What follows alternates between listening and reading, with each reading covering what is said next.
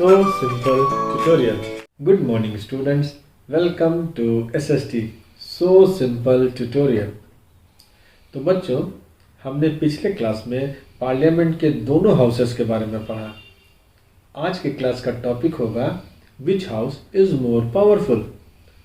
शुरू करने से पहले ये बता दूं कि लोकसभा को लोअर हाउस कहे जाने से और राज्यसभा को अपर हाउस कहे जाने से किसी हाउस के कम या ज़्यादा पावरफुल होने का कोई संबंध नहीं है, इसीलिए इससे भ्रमित होने की ज़रूरत नहीं है।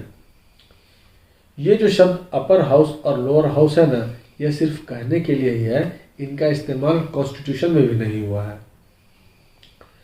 हमारे कॉन्स्टिट्यूशन ने स्टेट्स के संबंध में राज्यसभा को कुछ स्पेशल पावर्स दिए हैं, पर अधिकतर मामलों में लोकसभा के पास ही ज़्यादा पावर्स हैं।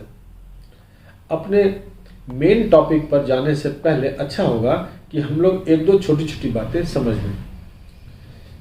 जब भी कोई लॉ बनता है तो पहले वो पार्लियामेंट में एक बिल के रूप में पेश किया जाता है। जो भी डिस्कशन या डिबेट होते हैं वो इसी बिल पर होते हैं। तो अब बिल को कैसे डिफाइन करेंगे? A bill is a proposed legislation और you can say it is a proposal for a new law. In order to become a law, it has to be passed by both the houses of parliament and receive the assent of the president. मतलब ये bill एक प्रस्ताव मात्र है। जब यह प्रस्ताव parliament के दोनों हाउसेस से पास हो जाता है तो राष्ट्रपति जी की मंजूरी के लिए भेजा जाता है। राष्ट्रपति जी की मंजूरी मिल जाने के बाद ही ये बिल कानून बनता है। बिल तीन तरह के होते हैं: ऑर्डिनरी बिल, मनी बिल और constitution amendment bill. Money bill, जैसा कि नाम से ही जाहिर है, deals with money such as taxation, expenditure etcetera. Money bill ऐसे बिल होते हैं जिसमें मनी मैटर हो, टैक्स या एक्सपेंडिचर इन्वॉल्व हो। ऑर्डिनरी बिल क्या होता है? An ordinary bill may deal with any subject other than money. तो ordinary bill में money involved नहीं होता है। और यदि किसी ordinary bill का पर्पस कॉन्स्टिट्यूशन में कोई अमेंडमेंट करना हो तो वो बिल कॉन्स्टिट्यूशन अमेंडमेंट बिल बन जाता है। आपने कॉन्स्टिट्यूशनल डिज़ाइन चैप्टर में पढ़ा था ना कि कॉन्स्टिट्यूशन मेकर्स ने हमारे कॉन्स्टिट्यूशन में चेंजेस लाने के प्रोविजंस बना दिए थे। आप इस बिल को वहां से कनेक्ट कर पा रहे हैं। तो यदि कॉन्स्टिट्यूशन में अमेंडमेंट करना होगा तो इसी रूट से जाना होगा।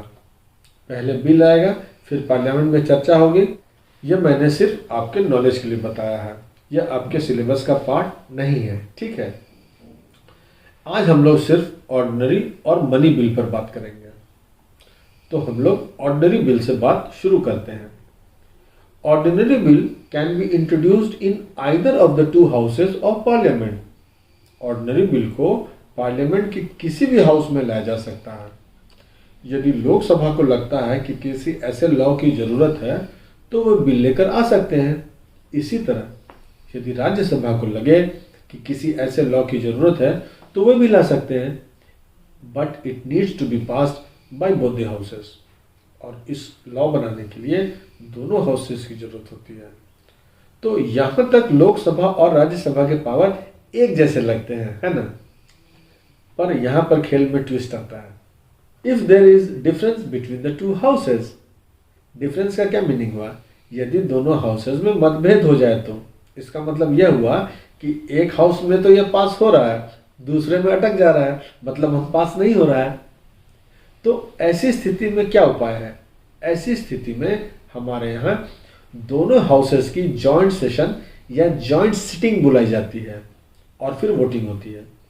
बच्चों, इसका नतीजा हमेशा लोकसभा के पक्ष में ही गया है। क्यों? क्योंकि लोकसभा की स्ट्रेंथ अधिक होती है, राज्यसभा के दुगने से भी ज़्यादा। बुक में देखिए क्या लिखा है। Because of the larger number of members the view of the Lok Sabha is likely to prevail in such a meeting. समझ गए? तो यहाँ लोकसभा राज्यसभा से ज्यादा पावरफुल दिखाई देती है। अब बात करते हैं मनी बिल पर।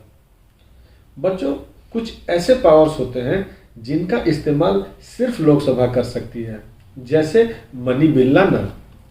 Money bill can originate only in the Lok Sabha. Money bill को केवल लोकसभा में ही लाया जा सकता है।